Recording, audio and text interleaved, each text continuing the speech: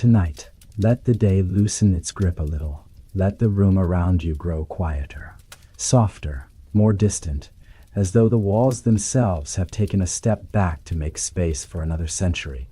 We are going to move gently now, not into noise, not into urgency, but into a world where light arrives slowly, where footsteps know how to whisper, and where power is wrapped first in fabric, then in ceremony, then in memory.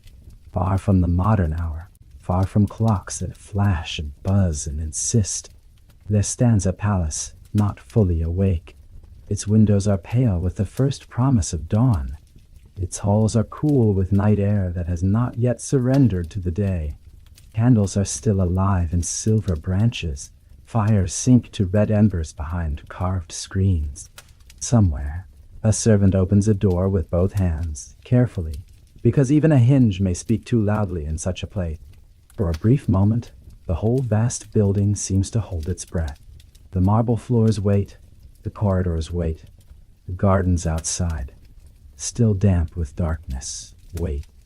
Behind one closed door, in a chamber softened by heavy curtains and the faint glow of dying flame, a child is still asleep. He is a king already, though sleep has made him look almost ordinary. One small chest rises and falls beneath layers of linen and silk. One hand lies open on a coverlet embroidered with patient gold. Beyond the bed, beyond the carved fireplace, beyond the clustered shadows of chairs and screens and folded cloth, a kingdom is already arranging itself around the fact of his waking. Men of ancient families stand in stillness beyond an antechamber. Valets prepare warm water.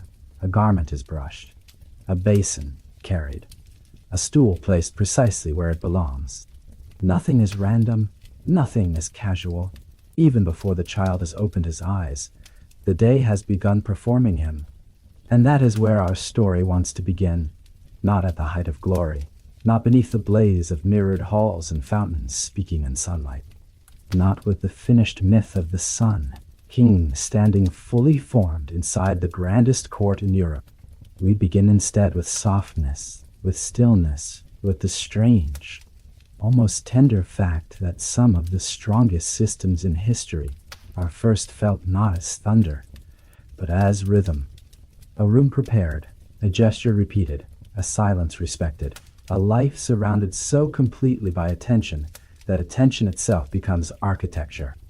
If you listen closely, you can almost hear the shape of that life before you understand it. The rustle of linen, the muted crackle of wood, the soft movement of a sleeve against a door frame, the careful breath of a servant trying not to disturb the royal chamber before the exact right moment. All of it suggests a world in which even the smallest action can mean more than it seems. Here, waking is not simply waking, dressing is not simply dressing, breakfast is not simply breakfast. The ordinary acts that begin a human day are being lifted, one by one, out of common life and placed on a stage so polished that the stage will one day outshine army. And yet, for now, we remain before dawn. We remain with the sleeping child and the people waiting beyond him, each in a different kind of expectation. The nobles wait for proximity, the servants wait for instruction, the tutors wait for another day of shaping a monarch. The kingdom, though it cannot see this room, waits too. It waits because one life, at the center, has already begun to alter the lives around it. The child on the bed does not yet know the full size of that center. He does not yet know the long shadow his habits will cast across France, across Europe, across the imagination of history itself. But the morning knows, the chamber knows, the rehearsed stillness outside the door knows. Soon the candles will matter less than the window light. Soon the first movements will begin. A hand will touch fabric. Water will steam faintly in the silver basin. A small heel will meet the floor, but before that happens, let us stay here one heartbeat longer. In this suspended world where a palace waits for a boy to wake, and where a boy, without yet meaning to, is learning that the world can be arranged around the most human things. Around sleep, around breath, around the opening of the eyes, when at last the room begins to brighten. The palace does not leap into morning. It glides there, and in that glide, the child king is gently invited into the first lesson of his long life, that even dawn can be taught to arrive in order. The first sounds are never abrupt. The curtain is drawn back only partway. A quiet voice enters before a body does. The air near the bed shifts. Louis opens his eyes into a room that has already decided what sort of morning this will be. The fire has been revived just enough to take the edge from the chill. The light at the windows is still gray, still tender, but clearer now, enough to catch the polished edge of a basin, the faint shine of a tray, the pale steam of water scented with orange blossom or rosemary, or whatever fragrance best persuades the air to feel refined. He is young, and yet there is almost no part of waking that belongs only to him. Hands approach in order. Faces appear according to rank. Each person in the room knows not only what to do, but when to do it, how near to stand, how low to bow, how softly to speak. A towel is offered, a shirt is presented, a sleeve is straightened. Even the act of washing the royal fingers has more witnesses than many men will ever know in their whole lives. Nothing here is hurried. That is part of the effect. Speed would imply necessity. Calm implies mastery. The body of the king is not treated like a body rushing to meet the day, but like a center around which the day must patiently gather. The child learns by feeling this long before he could ever put it into words. He learns it in temperature. Water should be warm, but never too warm. Linen should touch the skin as though it has forgotten its own weight. Shoes should not merely fit, they should complete a silhouette. Hair should be brushed into order not just for neatness, but for the serenity of the whole image. He lifts an arm and someone receives the gesture. He turns his head and someone anticipates it. He pauses and the room pauses with him. In another life, these would be the unnoticed mechanics of domestic routine. Here they are lessons in centrality. And because this is France, because this is a court that has already begun to understand the uses of beauty, the objects themselves seem eager to teach. Silk glides differently from wool. Velvet swallows light instead of throwing it back. Silver catches the morning and makes it look more deliberate. A buckle, a ribbon, a cuff, a lace collar, each small detail explains the same thing in another language. Power can be made visible without raising its voice. A king does not only possess authority, he wears it, he moves inside it. He is brushed, tied, buttoned, and fastened into it. Breakfast arrives not like a meal, but like an extension of this ceremony. Cups are set down with care. Bread is chosen for texture as much as nourishment. Fruit preserves shine like stained glass caught in a jar. Chocolate, that soft, dark luxury, rises in fragrant steam from porcelain thin enough to seem almost irresponsible. The king eats under observation, but not crude observation. It is more subtle than that. Eyes do not merely watch to see what he does. They watch to understand what his doing means, how long he lingers over a sip, whether he asks a question, whether he reaches for more bread, whether a minister is called closer. Even appetite can produce politics when enough people are trained to read it.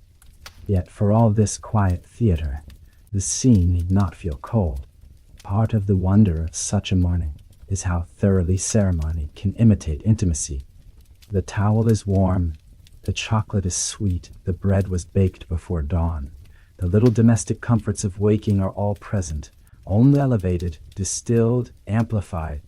To the child, it must sometimes have felt as though the whole palace wished him to wake kindly, wished him to be eased into consciousness by layers of attention so complete that discomfort had nowhere left to stand. This too will matter.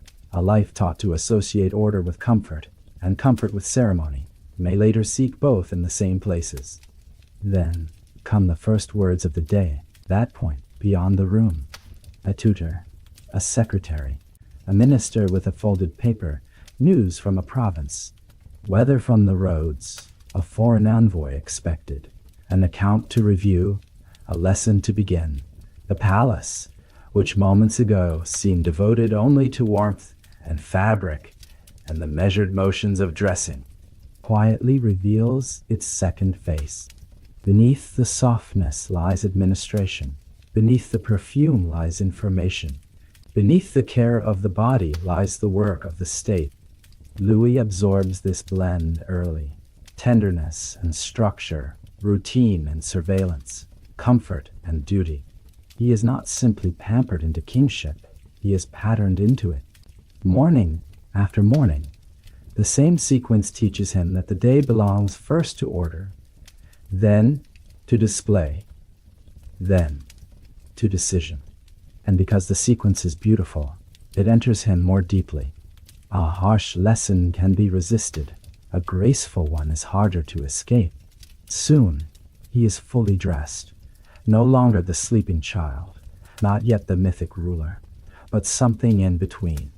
A boy whose image has been assembled with as much care as another boy might assemble a toy army or a page of copied letters. Doors open a little wider.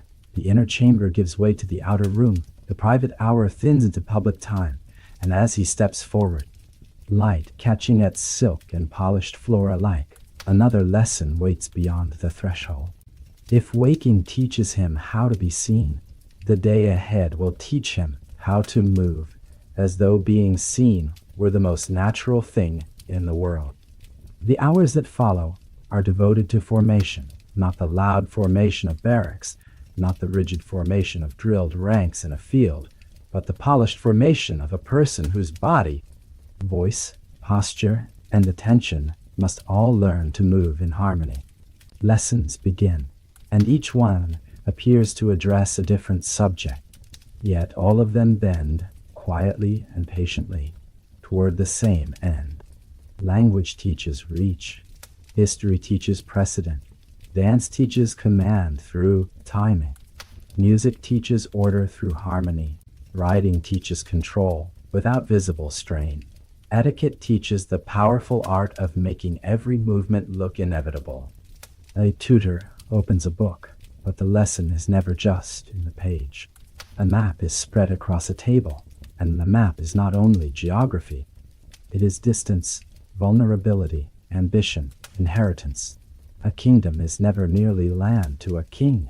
It is a pattern of roads, rivers, harvests, taxes, borders, rivalries, loyalties, absences. The child traces coastlines with eyes still young enough to wonder at shapes, while the men around him already see ports, fleets, enemies, grain, and routes for soldiers. He learns names, yes, but he also learns scale. France must be imagined whole before it can be governed whole. There are language lessons too, and these matter for more than elegance. To speak beyond one's mother tongue is to step into another court's assumptions. An accent may flatter or offend. A phrase may promise more than intended. Silence may say what grammar cannot. The boy discovers that words travel farther than horses if they are chosen well. He hears how a sentence can open a room or close it. He learns how courtesy can conceal intent, how praise can contain measurement, how calm speech can command more than volume ever could, long before he understands diplomacy as a system. He begins to feel it as music. Then the dancing master arrives, and the palace shifts into another kind of seriousness. The floor becomes a diagram. The body becomes an instrument. A hand must rise no higher than grace allows. A foot must land where rhythm expects it. Balance must look effortless, even when practice burns through the muscles. To modern eyes, it might seem a decorative accomplishment, almost a luxury. But in such a court, dance is not trivial. Dance teaches how to occupy space while others watch. It teaches how to lead without lunging, how to turn without seeming uncertain, how to hold the center of a pattern while making the pattern itself appear natural. If kingship is partly performance, then dance is rehearsal for sovereignty. Music deepens the lesson. A melody can only live if its parts agree. A rhythm fails when one beat pushes too hard against another. The harmony of many sounds requires listening as much as expression. Here, too, politics hides in beauty. The child who learns to hear balance in a piece of music may one day seek balance in a council chamber, in a tax system, in a treaty, in the arrangement of nobles around a table. Music does not turn him into a saint, nor does it solve the harshness of rule. But it gives him a taste for order that can be heard as well as seen. And then there is riding, outside, in the pale distance of the grounds. A horse waits with more life in it than any book or instrument. Riding is not soft in the same way as music or silk. There is muscle here, breath, animal judgment, the proud unrest of something that will not simply submit to command because command exists. The riding master teaches not domination, but composure. Hands must not jerk at the reins. The spine must steady the body. The rider must seem calm, even while managing power beneath him. This, too, is instruction in monarchy. If you fight visibly with the horse, you look lesser than it. If you move with the horse until control seems mutual, you look born to govern. Hunting enters the education as a further extension of this world. To hunt is to read signs, to wait, to listen, to move within a hierarchy of men, dogs, horns, and terrain. It is aristocratic, yes, but also theatrical and political. Who rides near the king matters, who speaks matters, who presents the day's success matters. The forest is not outside the court. The court travels into the forest and arranges even pursuit into rank and meaning. The child learns that leisure among nobles is rarely only leisure. It is another language of nearness and distance. Throughout all these lessons, the same deeper pattern returns. Nothing stands alone. A bow is not only politeness, it is placement. A dance is not only elegance, it is control. A phrase is not only language, it is power carried on breath.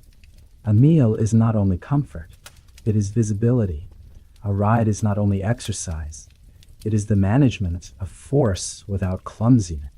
The boy is being taught, in 100 gentle ways, that kingship will live not merely in decrees, but in texture, repetition, and form.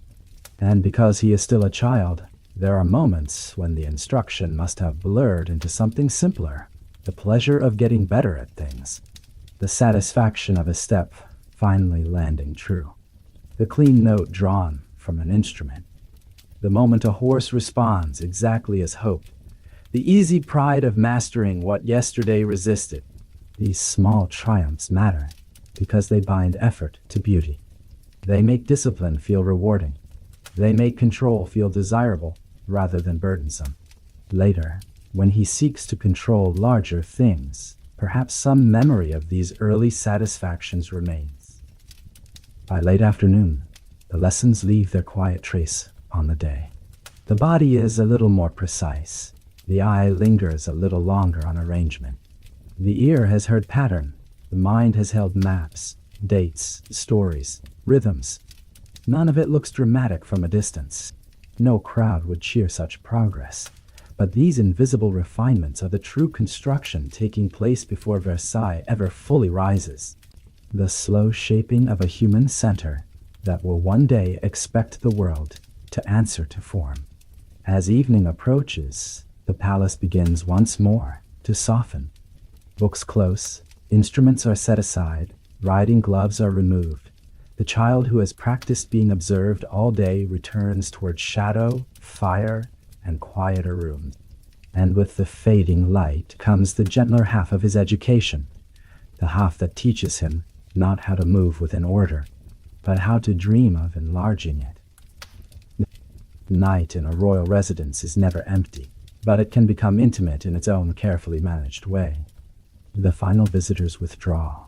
The chamber narrows back around the bed. Firelight takes over where daylight once revealed every surface. Gold softens, mirrors darken, The edges of chairs, screens, and cabinets dissolve into a quieter kind of presence, as though the room is no longer concerned with showing itself, only with enclosing. The ceremonies of the day are reversed with a tenderness that is almost parental. Garments are loosened, shoes are removed, hair is brushed until it lies obedient and still. The body, which all day belonged to rank and representation, is gently returned to warmth. There is something strangely moving in that return. A child who spends his waking hours at the center of so much attention can only find privacy in degrees. Yet night offers at least the appearance of it. The last bows are made. The last murmured good nights fade beyond the door. A coverlet is drawn up. The fire settles lower. Guards remain somewhere beyond, because even sleep does not release a king entirely from the orbit of others. But the room itself becomes gentler, almost merciful. The state recedes by a few paces. The ceiling rises into dimness. The chamber breathes, and in such dimness, imagination has space to work. This matters more than it first appears. Great projects are often born not in the full noise of daylight, but in the slower and lonelier hours after performance has ended. The child who has spent the day learning posture, rhythm, language, and rank now lies beneath embroidered cloth and listens to the sounds of a palace winding itself down. A distant door closes. Somewhere a log gives way in the hearth. Wind touches the outer panes. A servant passes in a corridor beyond. Shoes softened by rushes and habit. The world has become large again, but from the shelter of bed, it can be held as image. Perhaps it begins with memory. A hunting lodge glimpsed in another season, a road lined with trees, an empty stretch of ground beyond the ordinary reach of Paris. Perhaps it begins with a wish less clear than that. A wish for space, for distance, for a world less crowded by interruption. Or perhaps it is not yet a dream of architecture at all, only a longing for a place where order could be stronger than fear, where nearness and obedience and beauty might all be arranged so carefully that nothing could ever break the pattern. A child need not know the final form of a thought to feel the comfort it promises.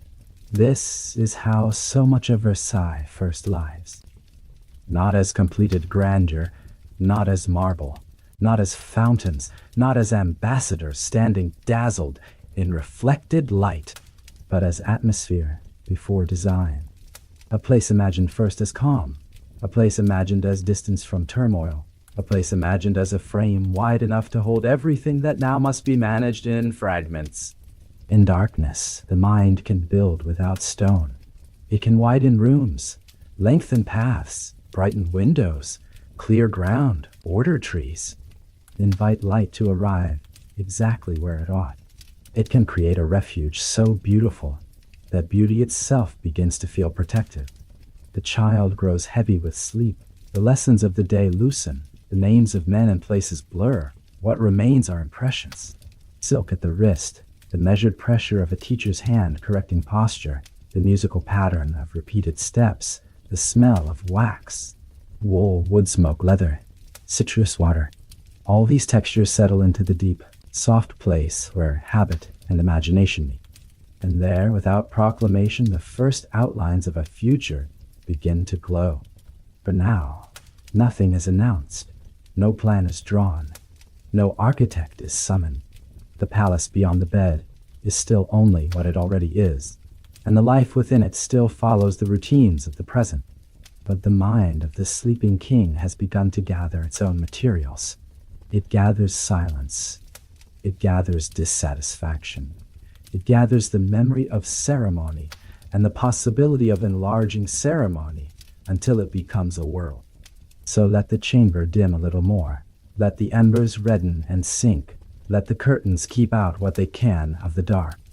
The child sleeps, and with him sleeps the first quiet version of Versailles, not yet built, not yet named in full, but waiting in the tender distance where dreams keep their earliest blueprints. Morning will return. Lessons will return. The court will return. But between one day and the next, history has already leaned very slightly toward another shape.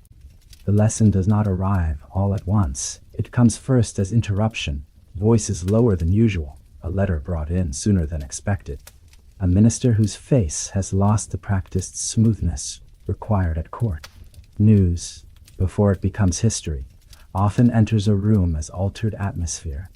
People stand differently around it. A servant hesitates at the threshold. Someone who usually speaks carefully speaks a little too quickly. The child notices these things long before he fully understands the words attached to them.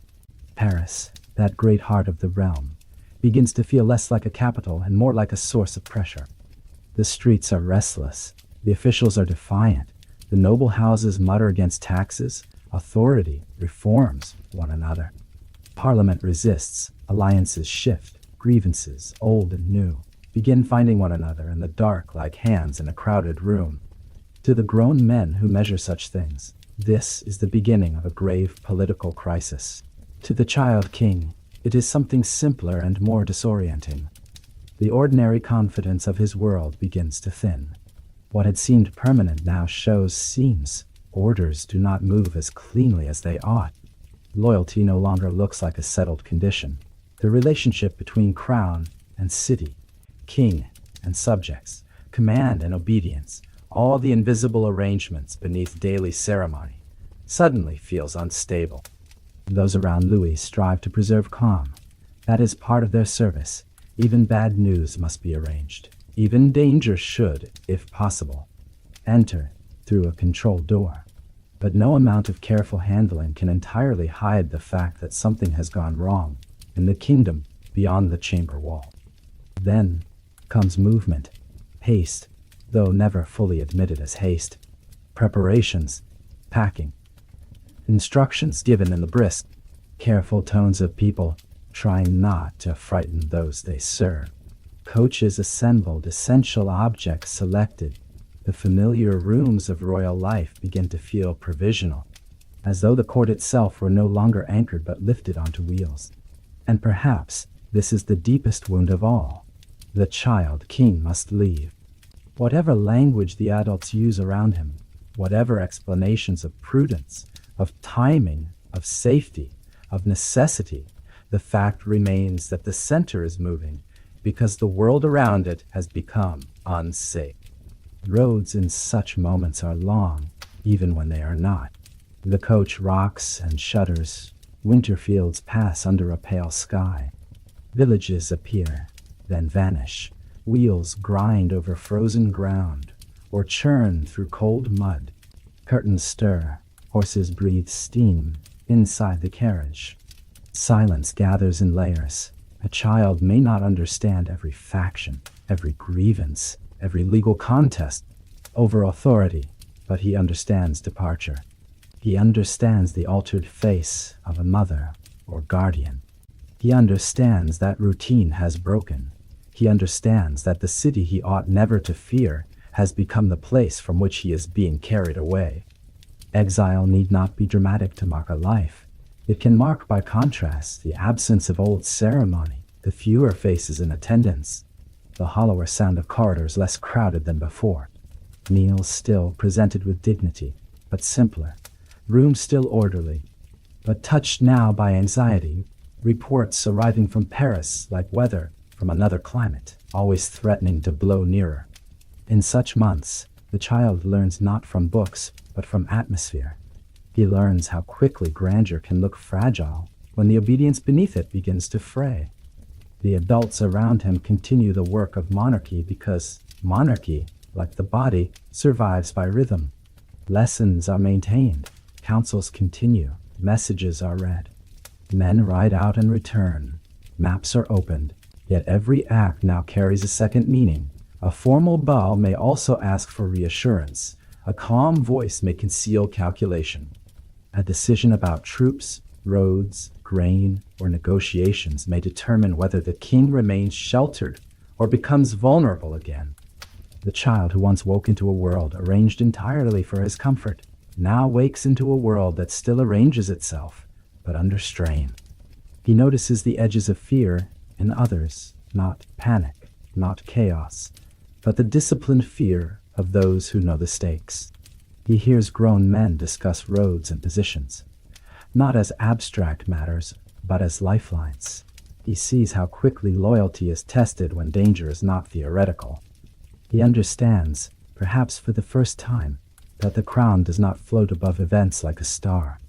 It can be pressed, it can be cornered, it can be made to retreat, and because he is still young, the emotional truth of all this enters him before the political theory does. The experience is not first a lesson in constitutional tension or aristocratic privilege or fiscal crisis. It is first a memory of not being safe in the place where a king ought to be safest. What? It is the memory of being looked after with greater care, because greater care is suddenly needed. It is the memory of adults trying to preserve ceremony precisely when ceremony feels least secure. It is the memory of feeling the kingdom, not as an obedient shape extending outward from him, but as a force that might move unpredictably around him. This memory will never entirely leave. Years later, it will still breathe beneath decisions that seem on the surface to belong only to architecture, protocol, entertainment, and taste. But for now, in the cold light of those unsettled seasons, it is simply a wound of uncertainty. Paris has taught the child king something he did not ask to know. That power unguarded by structure can be insulted, resisted, exposed. That being seen is not enough. A king must also be placed where seeing him means submitting to an order stronger than any mood of the streets. Still, the days do not remain in pure tension. Even in exile, there are fires lit against the cold, pages turned, candles trimmed, horses groomed, prayers spoken, rooms set in order at night. Human life preserves its softness wherever it can. This matters. It means that the lesson of fear does not become only fear. It settles into memory alongside quieter comforts, a blanket, a warm drink, the reliable touch of routine surviving disruption. In that mixture of unease and consolation, the future begins to sharpen. The boy will remember the instability. He will also remember how desperately the mind longs for patterns that cannot be broken. And because longing is often more enduring than fear, the crisis leaves behind not only humiliation, but design. Somewhere beneath the reports, the departures, the winter roads, the uneasy counsels, a thought is forming with growing patience. If disorder can reach the king, then the king must inhabit a place where disorder grows tired before it arrives. If nobles and officials can gather too loosely around the crown, then they must be gathered more deliberately. If cities can raise a mood against majesty, then majesty must be housed in a world that makes resistance feel small, graceless, and far away. The child does not yet speak these conclusions, but he is already carrying them. And so the roads that once felt like retreat become, in memory, something else as well, the first path toward an answer. What exile gives most deeply is not panic, but pattern recognition. Once fear has passed through a life and receded, it leaves certain lines more visible than before. Louis does not emerge from those troubled years with a taste for chaos. He emerges with the opposite. The world has shown him that ceremony alone cannot secure authority. Yet it has also shown him how badly people need the reassurance of ceremony when authority trembles. He has seen that rank without management grows unruly, that distance between king and kingdom can become dangerous, that rival powers find opportunity wherever the crown appears uncertain. The memory settles not as a speech, but as a private architecture of resolve. He begins to understand that power must be felt in layers. It must be legal, military, financial, visible, daily. It must reach the body as well as the mind. Men should not merely obey the king when commanded. They should live inside arrangements that make obedience seem natural, even elegant. They should crave access. They should measure themselves by nearness. They should associate royal presence with beauty, abundance, rhythm, reward. The center must not only rule, it must draw everything toward itself. Gently if possible, irresistibly if necessary. This is not the language of a child anymore. It is the slowly hardening instinct of a ruler formed by vulnerability. Others will speak of administration, policy, grandeur, taste. All those things will matter, but beneath them lies something simpler and colder. He will never again forget what it felt like for authority to be exposed to the mood of others. He will never entirely trust a world in which nobles remain too independent, cities too central, routines too loose, or the image of the king too easily interrupted. And yet, the answer he moves toward is not grim in appearance. This is one of the great subtleties of his future. He does not dream of building only walls. Walls are obvious. Walls announce fear. He imagines instead a setting where attraction will do the work of confinement, where privilege will draw people inward, where magnificence will organize desire more efficiently than force. Let men come because they wish to be near. Let them remain because distance begins to feel like irrelevance. Let honor depend on attendance. Let rank become a choreography. Let the king's day become the rhythm by which the lives around him learn to keep time. Such thoughts do not arrive all at once in polished form. They grow through observation. He watches who serves faithfully, who hesitates, who seeks influence, who resents being overlooked, who flourishes when given ceremonial importance, who becomes vain, who becomes dependent, who becomes useful. He watches how information travels and how it fails. He watches the strange human hunger, not only for power, but for recognition, for visibility, for a place within a hierarchy that tells one what one is worth. This hunger will become one of his most valuable tools.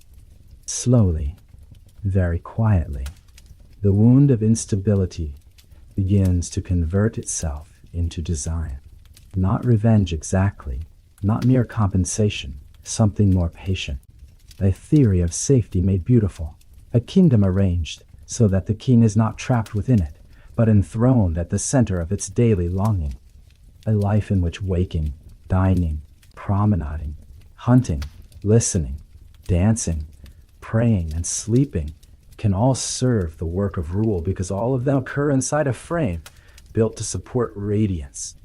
Because the mind, once it discovers a true direction, starts seeking shapes that match it, another image returns with new clarity. A modest place away from Paris, once peripheral, now increasingly magnetic in thought. A hunting lodge, a stretch of ground, a possibility still rough enough to accept an imagination larger than itself. Nothing is announced yet. The answer remains suspended between memory and desire. But the line, connecting fear to beauty, has now been drawn, and it will not be erased. In time, it will become stone, glass, water, garden, hierarchy, music, etiquette, In time, it will become the most famous court in Europe. For now, it is enough to say that the boy who learned how exposed a king can be has begun to dream not of escape, but of arrangement. And arrangement, in his hands, will prove stronger than panic ever was. Versailles, in its beginning, does not look like destiny. That is part of its usefulness. It stands outside the heavy symbolic machinery of Paris, outside the old habits that cling to established centers, outside the crowded memory of rebellion. At first glance, it is smaller, simpler, less burdened by expectation. A hunting lodge is a practical thing. It belongs to open air, to dogs and horses, to dawn departures and muddy returns. It belongs to forests, not to the full ceremony of empire. And precisely because it is modest, it offers the imagination room. Louis walks the grounds, or remembers walking them, with the eye of someone increasingly interested in what space can do. There is a different quality to distance here. The sky seems to begin farther back. The line of the land invites extension. Trees suggest avenues not yet cut. Marshy places suggest the challenge of taming them. Rough ground suggests transformation. Nothing is finished enough to resist being reimagined. The very incompleteness of the place is soothing. It does not tell him what it must remain. It asks what it might become. The air itself participates in the seduction. Morning mist lifts slowly over fields and thickets. Hooves sound cleaner on open ground than in city streets. Wind moves more honestly here, with fewer walls to break it. The eye can travel. That matters more than one might think. A king who has known confinement, uncertainty, and the pressure of crowded politics may find something deeply persuasive in long sightlines. To see far is already to feel less threatened. To stand where the world can be laid out, ordered, measured, and widened, is to feel possibility settling around the body like a second garment. What begins to take shape in his mind is not simply a larger residence. It is an environment, a place where architecture, landscape, daily ritual, and political gravity can all be made to support one another. The lodge is not important for what it is. It is important for what it lacks. It lacks sufficient grandeur, which means grandeur can be designed. It lacks old ceremonial habits dense enough to choke innovation, which means new habits can be planted. It lacks the emotional authority of Paris, which means another emotional authority can be grown in its place. He does not need to know every terrace, corridor, basin, wing, and mirror in advance. Vision rarely works that way. It is enough that the logic is now clear. Here, away from the city that once failed to feel safe, there can rise a setting where the crown controls approach, spectacle, hierarchy, access, and repetition. Here, the king may be seen on terms shaped by the king. Here, nature itself may be corrected into geometry, and human society may learn from the same lesson. The lodge stands quietly while all this gathers around it. Birds lift from branches, stable doors open. Workers carry ordinary tools, nothing in the immediate scene. Quiet announces the scale of what will one day follow. And perhaps that quiet beginning is part of the dream's power. Great transformations often ask first to be treated almost casually, as though they were still only extensions of what already exists. A room enlarged, a garden improved, a retreat refined. Step by step, imagination protects itself from ridicule by pretending to be modest. But Versailles, once seen through the lens of Louis's new resolve, will not remain modest for long. The place has offered him what he needed most, a ground on which memory can become design. The old fear has found its landscape.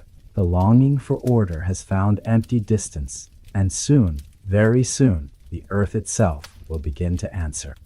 The first transformation is not glamorous. It is labor before splendor, mud before marble, calculation before radiance. Men arrive with tools, plans, carts, ropes, levels, stakes, and the patient willingness to alter the earth itself. Ground is measured, water is studied, soil is tested. What seems still to a passing eye turns out to contain endless practical resistance. Marsh must be drained, foundations must hold, roads must bear more weight than they have ever known. Trees must be cut in one place and planted in another. Stone must travel, timber must answer. The landscape that looked so calm beneath morning mist now reveals how much effort it will demand from anyone who wishes to turn calm into form. This, strangely, is part of the palace's sleep-inducing beauty. True magnificence is rarely born in a single dramatic gesture. It accumulates through repeated acts of adjustment. A trench dug, a load hauled, a block set, a line checked, another line checked again. The measured patience of building has its own rhythm, almost its own music. Hammers do not merely strike, they establish pulse. Saw teeth do not merely cut, they write one texture over another. Wheels groan through wet ground. Men call short instructions to one another. Ropes tighten, pulleys answer, day after day. The same motions slowly teach a future palace how to stand. Louis watches this process with a seriousness that surprises those who expect kings to admire only finished things. He understands that what is being raised here is not decoration. It is method made visible. He visits the site, studies plans, questions craftsmen, compares one solution against another. He learns where a wall may catch light best, where a path may guide a rival, where a basin must sit if water is to seem effortless, when in truth it has been coerced across distance. The eye of the ruler and the eye of the builder begin meeting in one another. Taste becomes strategic. Stone arrives in greater quantities. Limestone, pale and responsive to light, begins to stack itself into intention. Scaffolds rise like temporary forests around emerging walls. Openings for windows frame sky before they frame glass. Steps lead nowhere yet, but promise where feet will one day go. Courtyards widen, angles sharpen, facades grow clearer. Everywhere there is the strange pleasure of incompletion. Enough form to suggest the whole, enough absence to let the mind continue helping. At the same time, the grounds spread outward into another challenge. Gardens at this scale are not gardens in the ordinary sense. They are acts of persuasion directed at nature. Slopes are cut, leveled, and terraced. Earth is carried from one place to another, as if landscape were a fabric to be folded and refolded until it lies correctly. Hedges are planned before they are planted. Vistas are imagined before a single path is raked into place. Trees become columns, groves become rooms, lawns become sheets of disciplined green. Flower beds are not left to wander according to season's whim, but composed so that color itself appears obedient. Water demands even greater ambition. Fountains seem playful in their final form, but their birth is engineering, and engineering of a nearly stubborn kind. Channels must be dug, reservoirs conceived, pressure understood, flow controlled. The palace wants not merely pools, but living motion. It wants water to arc, descend, murmur, scatter, catch sunlight, reflect architecture, mirror heaven, cool air, sweeten walks, accompany music, and astonish guests. To make water perform, one must first command it, so men labor among pipes and gradients and mechanisms hidden beneath the grace of future surfaces. The dream of effortless beauty is being supported by an underground world of relentless technical thought. Inside, another realm of labor begins. Workshops fill with the smell of cut wood, polish, glue, hot metal, wax, dye, and paint.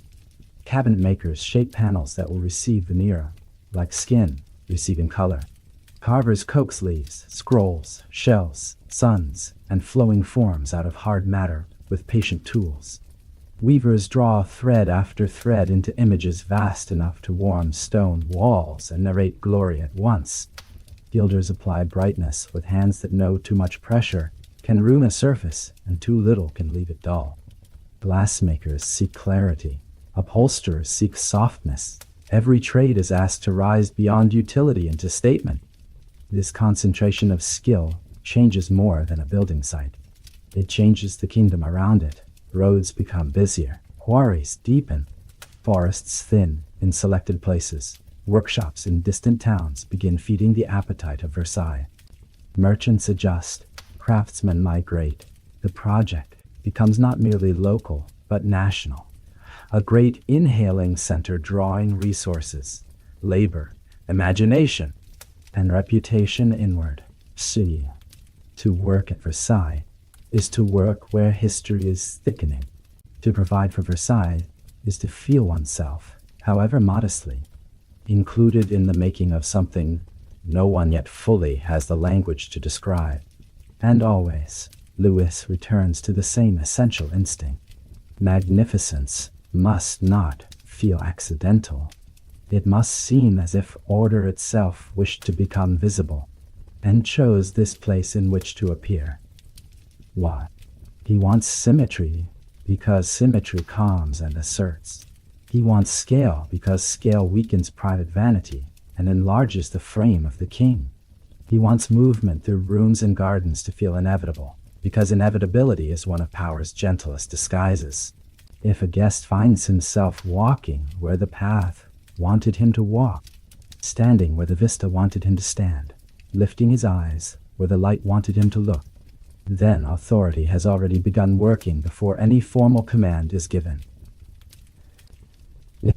There are days when rain turns everything difficult again. Mud clings to boots, wheels sink, freshly cut surfaces darken, men tire, plans must adapt to the stubbornness of weather and matter.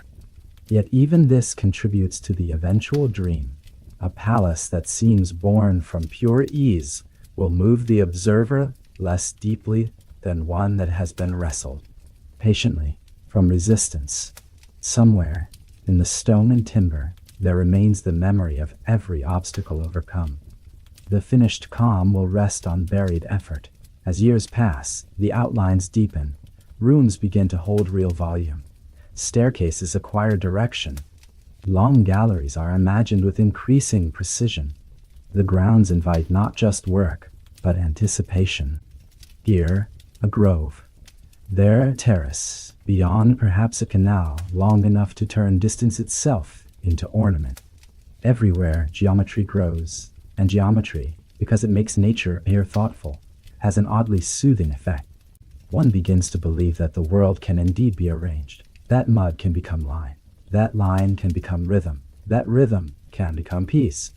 One quiet secret of places like this is that repetition can soothe. Ordered surfaces soothe. Measured distance soothes. The sound of controlled water soothes. A procession of doors, arches, windows, hedges, and paths soothes. The mind yields, little by little, to pattern. Versailles is being built not only to astonish the eye, but to settle those who move within it. A person surrounded long enough by aligned things begins, almost without noticing, to soften into alignment, too. By the time evening falls over the construction site, the day's labor leaves behind a curious tenderness. The noise decreases, tools are set down, dust settles, the unfinished walls blush briefly in the slanting light. Piles of stone lose their harshness. A half-carved ornament seems gentler in shadow. A shallow channel reflects the sky and almost pretends to be complete. Men leave in twos and threes, horses are led away, smoke rises from cook fires, the future palace returns for a few hours to quiet possibility.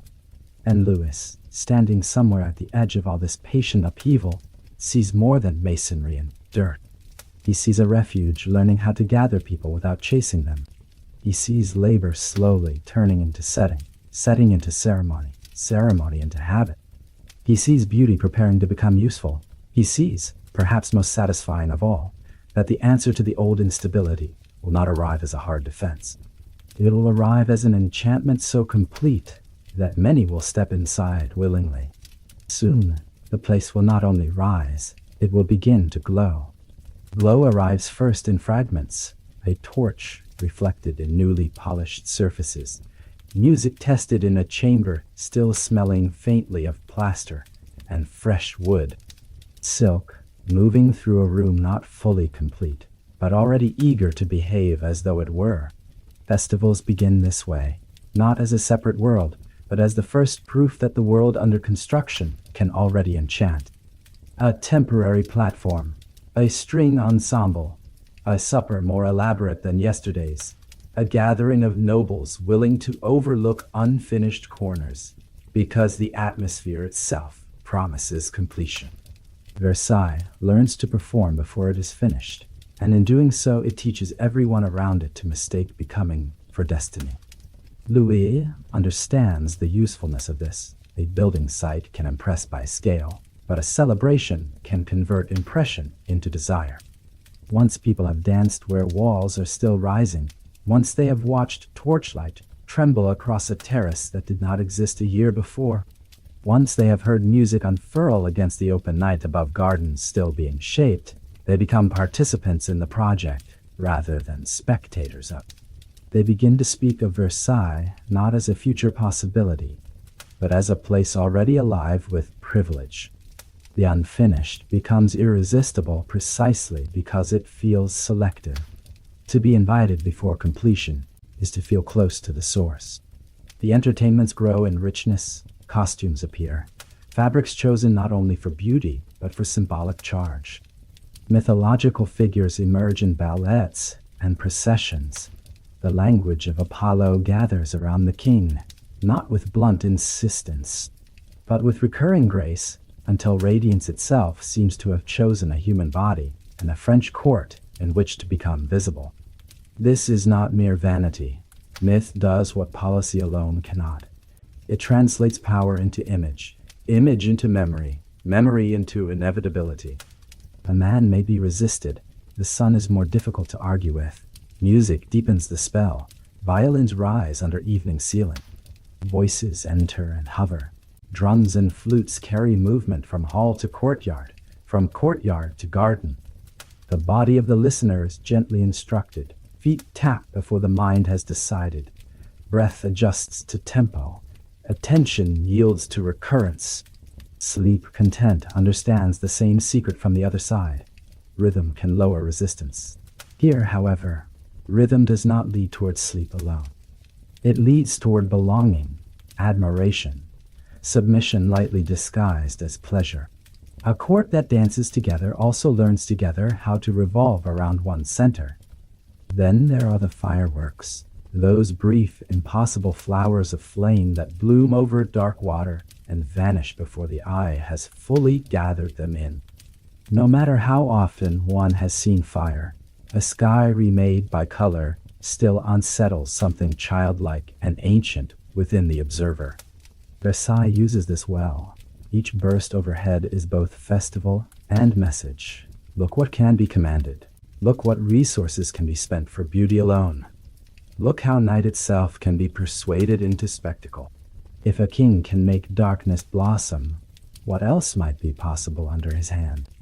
Yet the most potent effect of these celebrations lies not in any single act, but in their woven abundance. Banquet follows promenade. Performance follows supper.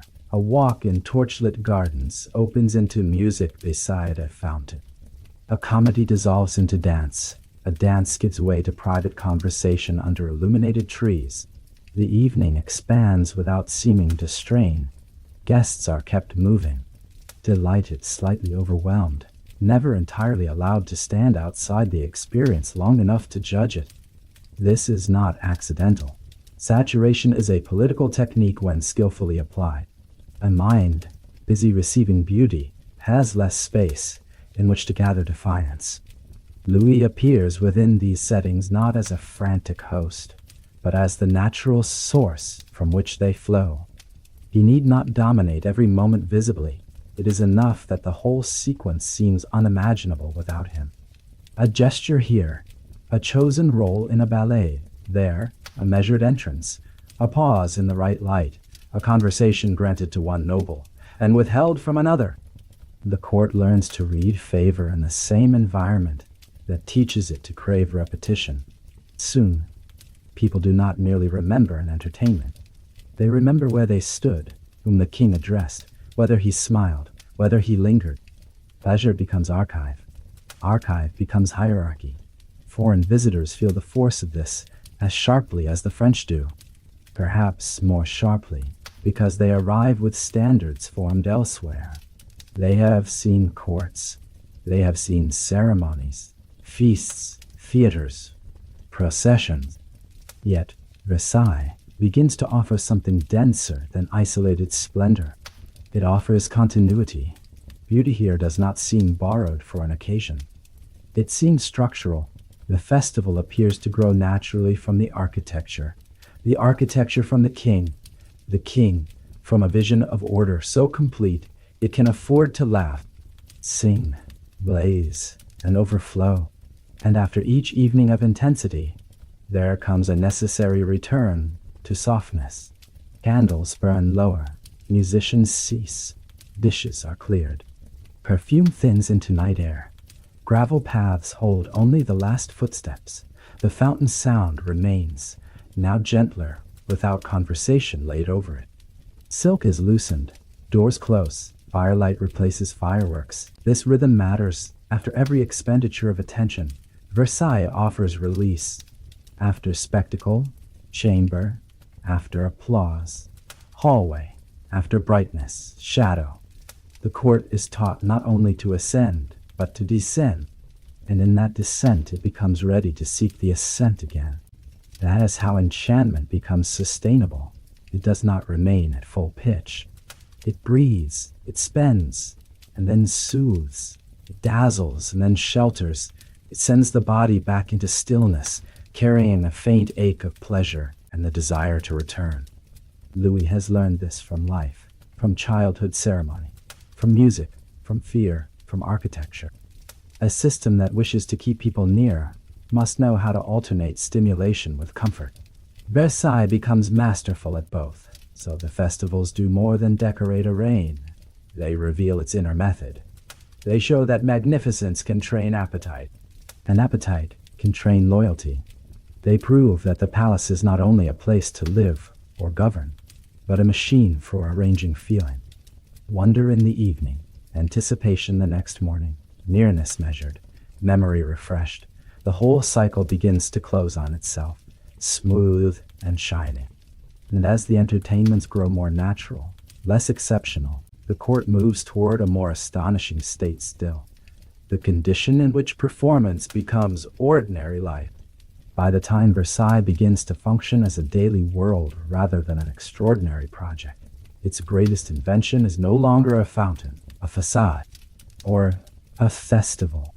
It is the day itself. Morning, afternoon, evening, and night are arranged so carefully that time takes on the quality of architecture. One passes through it as through rooms. Each hour has a texture. Each transition has a tone. Each public act prepares the next.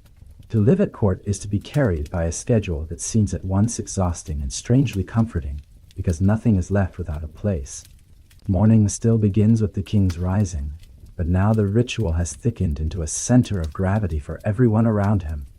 The lever is not just an intimate routine witnessed by a few. It is a point of orientation. Nobles measure their own importance by the degree of access granted to them within the unfolding of that hour. To be admitted is to exist more brightly. To wait farther away is to feel the thin sting of distance. Even before breakfast, hierarchy is already being breathed in by the body.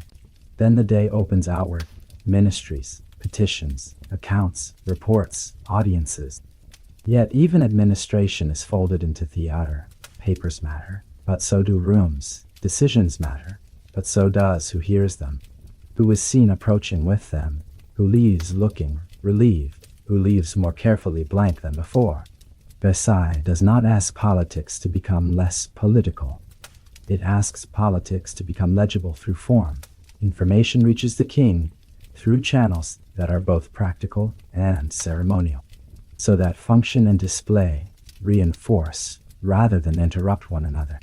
There are walks through galleries where paintings speak the language of victory and favor before anyone says a word. There are meals in which the placing of a chair may say almost as much as a declaration. There are chapels where devotion and visibility mingle, because to be seen praying near the king is also to be seen correctly placed within the moral and social order of the realm. There are council meetings in which the air seems dense with paper and intent, but outside the door, footmen still stand, arranged with the same patient symmetry, as if order had slipped into livery and waited there too. Afternoons loosen the day without ever losing control. A promenade through the gardens becomes both exercise and inspection, both leisure and message. The king walks, and around that walk the court arranges itself like filings around a magnet. Some are close enough to catch a word, others hover one ring farther out. The gravel receives the measured pace of rank. Water murmurs. Hedges create leafy rooms in which brief conversations occur and are later analyzed for weeks. To be invited into one of these quieter turns of the path may matter more than a formal honor bestowed in a chamber, because intimacy at Versailles is itself a form of currency. If the weather allows, riding and hunting extend the pattern beyond the formal garden. If weather closes in, music, gaming, private conversation, and indoor movement maintain the current.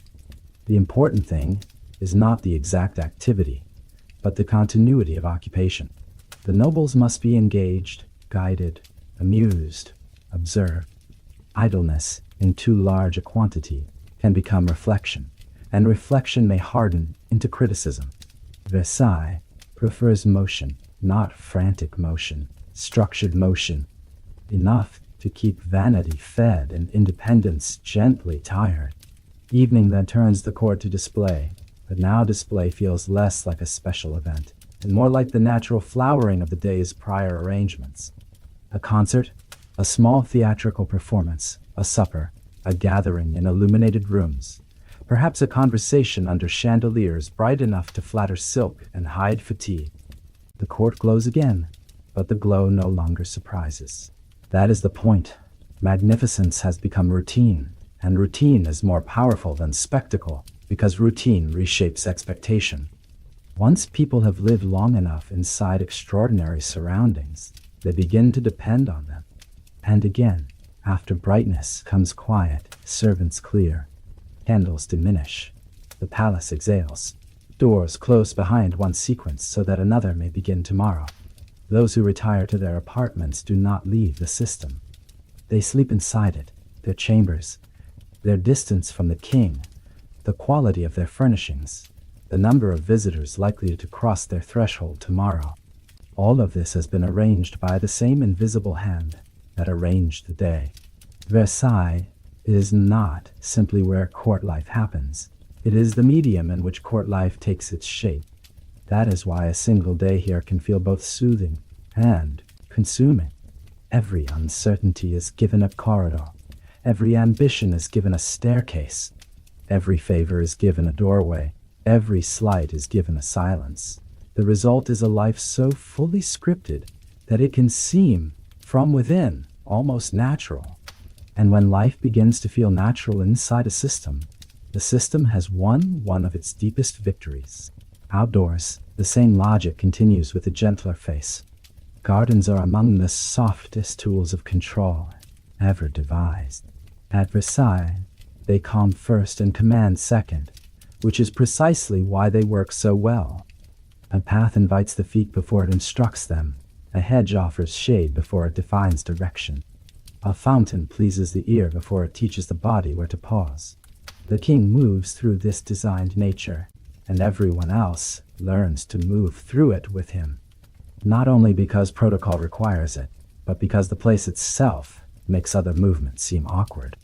The promenades are therefore more than exercise. They are floating audiences. They are public yet selective, relaxed yet watchful.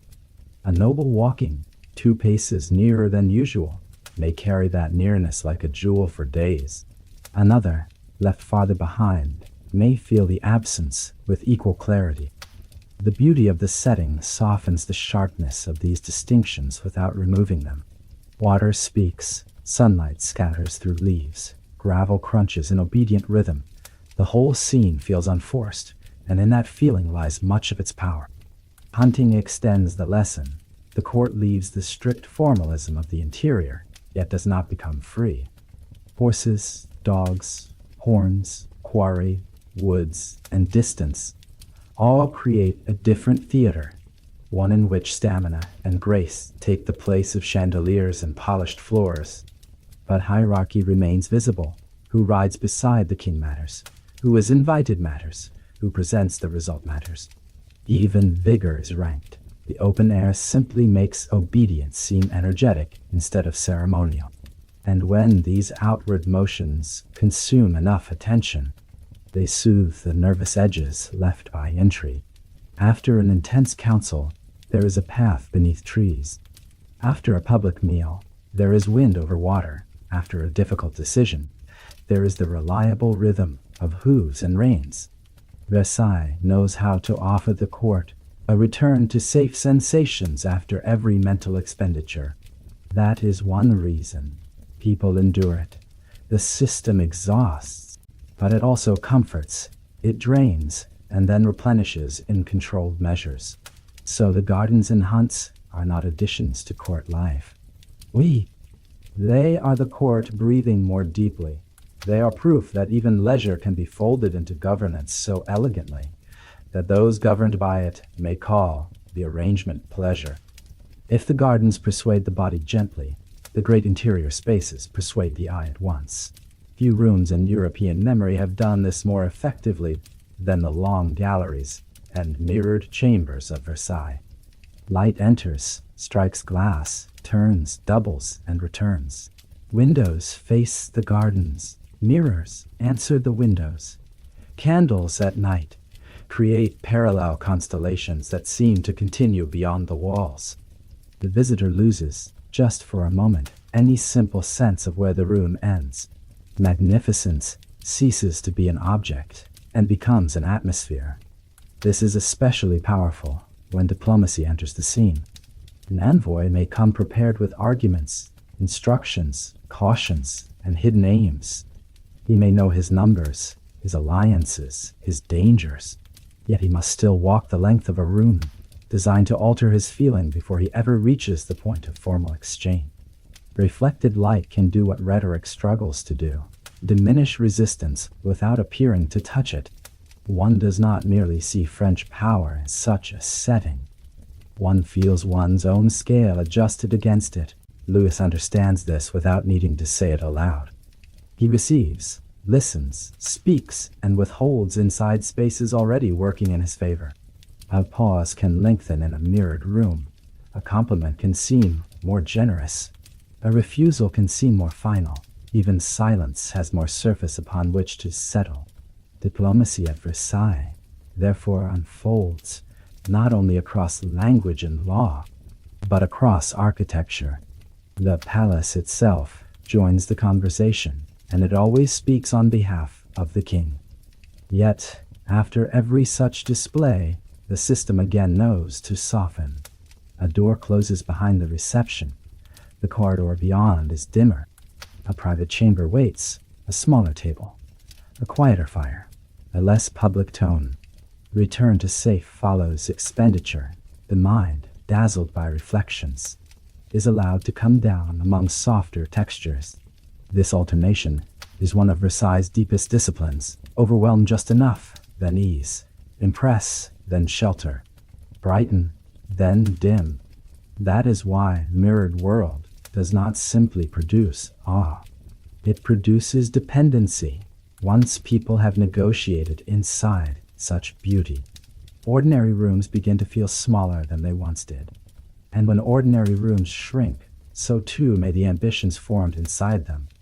The most brilliant stroke of Versailles is not that it gathers the nobility in a beautiful place.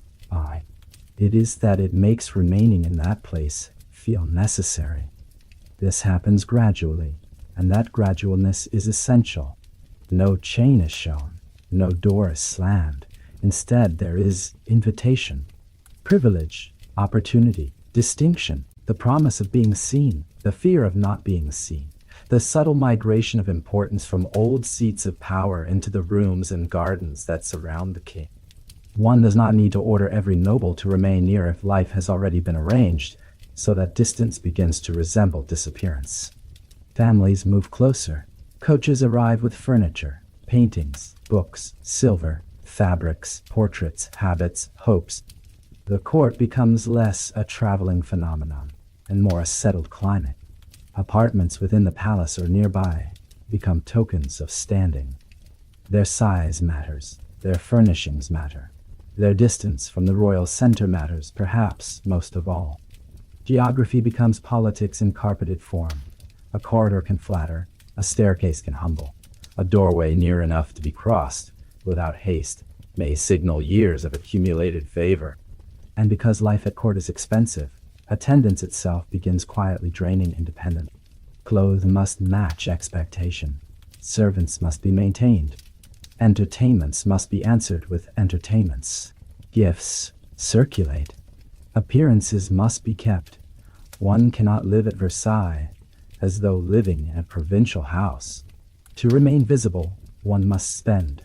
To spend, one must depend on resources, offices, pensions, rewards, permissions, hopes. The old power of standing apart weakens when standing apart also means losing access to the radiating center of advancement. Yet again, The palace avoids crudity. It does not present this arrangement as captivity. It presents it as refinement. Days are full. Music sounds from one chamber, while conversation sharpens in another. Messages travel, opportunities flicker. One might meet a minister on a stair, a rival in a gallery, a future ally under the clipped shade of a busket. Court life feeds the appetite it also controls: vanity, ambition, longing, resentment, admiration, romantic speculation, literary fashion, spiritual display. All of it is given rooms to occupy. The nobles are not merely trapped, they are engaged, flattered, exhausted, and made necessary to themselves in forms that keep them near the king. This is the hidden loop at the center of Versailles. Beauty draws attendance. Attendance creates dependence. Dependence weakens opposition. Weakened opposition allows beauty to expand further. The machine is elegant because each part appears to arise from human desire rather than from coercion. Men seek honor. Women seek influence. Families seek advancement. Poets seek patronage. Officers seek command. Clerics seek favor. The palace does not need to extinguish these desires. It only needs to gather them into orbit. The daily observation of others deepens the effect. At Versailles, few gestures are truly private. Clothing is red. Friendships are red. Seating is red. Who entered whose apartment? Who waited how long in an antechamber? Who was acknowledged in passing and who was not? All this becomes part of an endless, subtle literacy. The nobles become readers of one another, and in reading one another, they surrender more of their attention to the very system that occupies them. Surveillance is distributed through curiosity. Policing is softened by gossip. Competition does the work that force would otherwise have to do more visibly. Louis benefits from all of this because he alone remains the stable reference point in a world of shifting social weather. Others may rise and fall, but they rise and fall relative to him. Others may scheme, but their schemes seek shape through his attention. Others may resent, but resentment at court often has to wear silk and smile before supper. The palace does not remove human conflict. It domesticates it. It turns large threats into manageable frictions, public hungers into ceremonial routines, dangerous independence into expensive attendance. There is, in all of this, a strange softness that should not be ignored. Versailles is a cage, yes, but a velvet cage, a luminous cage, a cage perfumed with wax and orange blossom and warmed by fires behind painted screens. That softness matters because it prevents the prisoner from feeling like a prisoner all the time. Instead, he feels, more often, distinguished, hopeful, anxious, admired, excluded, recalled, entertained, worn out, renewed. The emotional weather changes often enough that the structure itself grows harder to see. And after every stretch of calculation comes another return to quiet sensation. A chapel service, a stroll, a private supper, a quieter room. The palace knows how to soothe the very minds it has kept busy. That is why it can endure. A world that only consumes attention soon becomes intolerable. A world that spends attention and then gives softness back can go on for years. So when people later imagine Versailles merely as an emblem of excess, they miss part of its deeper genius. Excess alone scatters. Versailles gathered. It turned splendor into routine and routine into atmosphere. It made social life itself a means of rule. Above all, it answered an old childhood lesson with astonishing patience. If disorder once reached the king, then one day the king would inhabit a world in which almost everything and everyone leaned toward him before the day was done. Once the system is fully in motion, its greatest triumph is that it stops looking like a system at all. It simply feels like life. Bread arrives warm. Bells sound at expected hours. Fires are lit before rooms grow cold. Footmen appear before one has quite realized a door should be open. Gardens hold their lines through season after season. Fountains continue their rehearsed murmur. Courtiers wake, dress, walk, wait, dine, converse, rehearse, observe, retire. The machine has become atmosphere. This is the stage at which power is most difficult to challenge, because it no longer needs to announce itself constantly. It lives in habits, it lives in expectation, it lives in the fact that everyone now understands where to stand, when to arrive, what matters, what wounds, what flatters, what can be hoped for, what cannot be risked. Order has been repeated often enough to feel natural. That is no small achievement. To make what is constructed feel inevitable is one of the highest arts of rule. The palace, by now, contains not only magnificence, but memory. Every corridor has gathered seasons of footsteps. Every room has accumulated its own minor dramas of favor and disappointment. Every mirror has reflected faces eager, weary, calculating, delighted, vain, devout, anxious, triumphant. The building holds these impressions, the way stone holds warmth after sun. It no longer seems merely made, it seems inhabited by the continuity of court life itself. And because continuity is soothing, Versailles now offers comfort even to those it controls. There is relief in knowing the script, relief in recurring forms, relief in entering rooms whose proportions one has learned by heart, in hearing familiar music at the expected hour, in recognizing the sequence that will carry the day from waking toward night. The palace keeps drawing attention back to order after every agitation. This is how it sustains itself. It lets the nerves of those within it settle, not into freedom, but into pattern. So the machine is complete, not because nothing changes, but because change itself has been given channels. Desire has channels, anxiety has channels, ambition has channels. Ceremony receives them, softens them, sends them onward. And in the middle of all this movement stands the king, no longer the vulnerable child of earlier years, but the fixed point around which the whole beautiful mechanism continues to turn.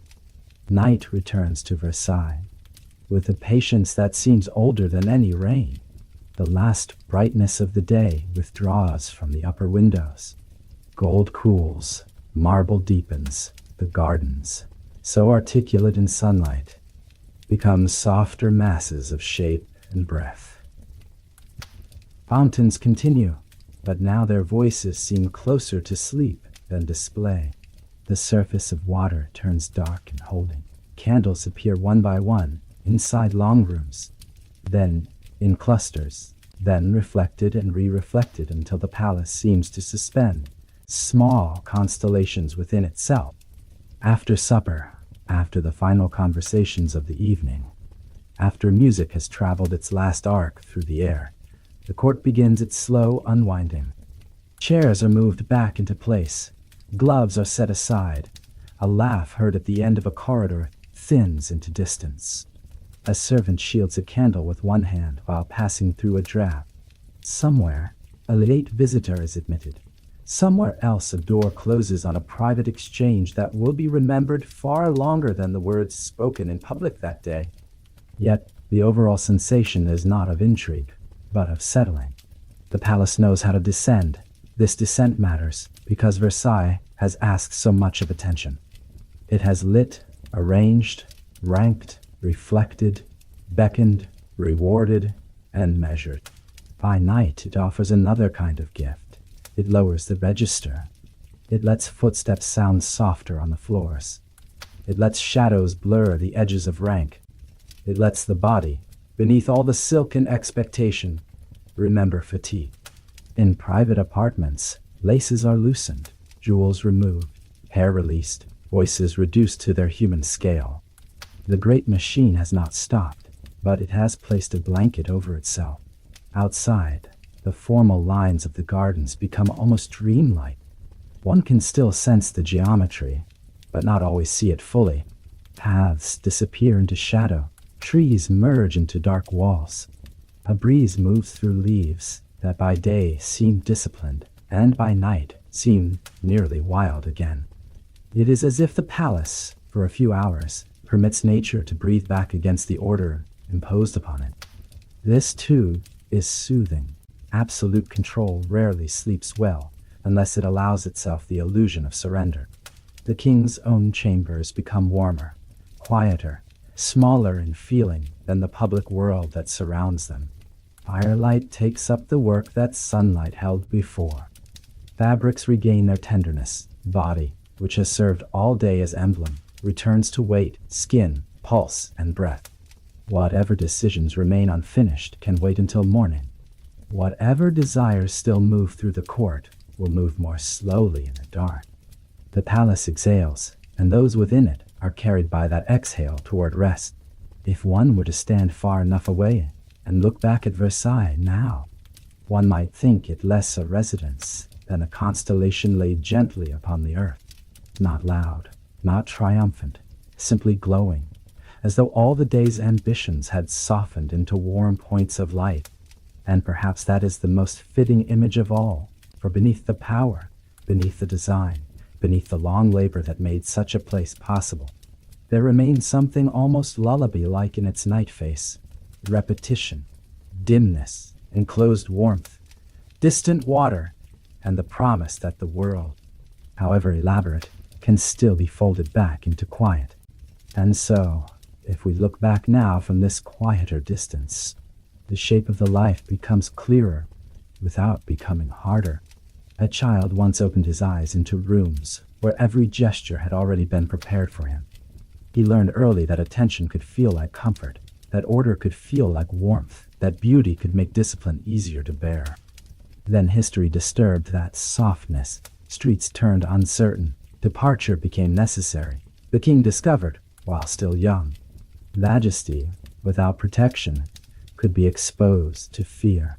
From that wound he did not build only walls. He built an answer more subtle and more lasting. He imagined a place where rhythm itself would protect the crown, where nobles would gather because nearness felt irresistible, where space, ceremony, labor, art, and daily habit would all incline toward one center.